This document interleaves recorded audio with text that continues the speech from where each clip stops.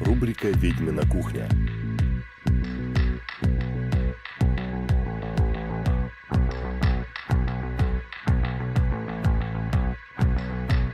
Наталья Румная.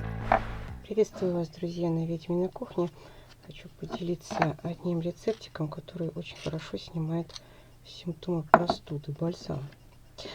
Здесь я немножко перемешала то, что у меня есть.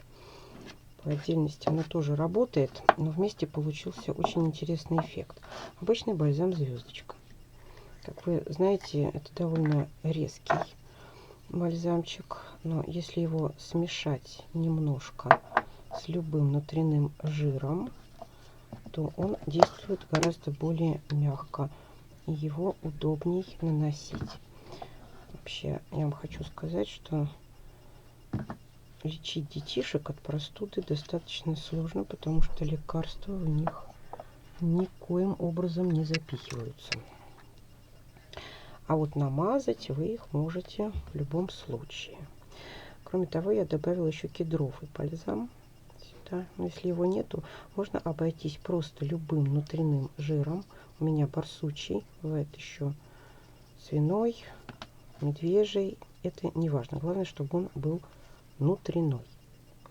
Все это дело перемешивается тщательно. Получается очень приятная по запаху и по консистенции субстанция, которую можно наносить на кожу, не боясь, что вот тот же бальзам звездочка, да, вы знаете, если в глаз попадет, это жесть.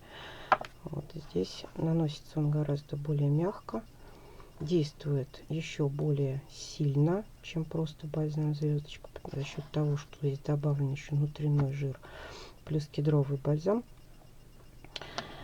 Вот.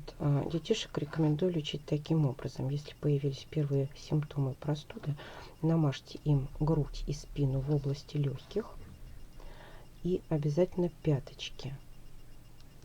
Потом надо надеть носочки шерстяные и пусть ночку так поспят. Вы увидите, что детишки при применении подобных методов они болеют гораздо меньше по времени, я имею в виду. Симптомы, даже температура иногда не поднимается, если вовремя это сделать.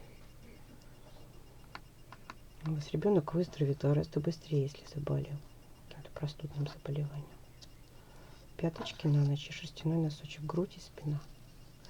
Вот такая штука у меня получилась. Очень мягкая, приятная. И намазывается это все как можно чаще, конечно. Все время с собой ношу, на всякий случай, такой бальзамчик. И вам рекомендую сделать. Жду ваших отзывов по этому поводу. Пишите комментарии, ставьте лайки. И до следующих выпусков Ведьминой кухни. Конечно, мне интересно было бы услышать темы, на которые можно снять подобные видео.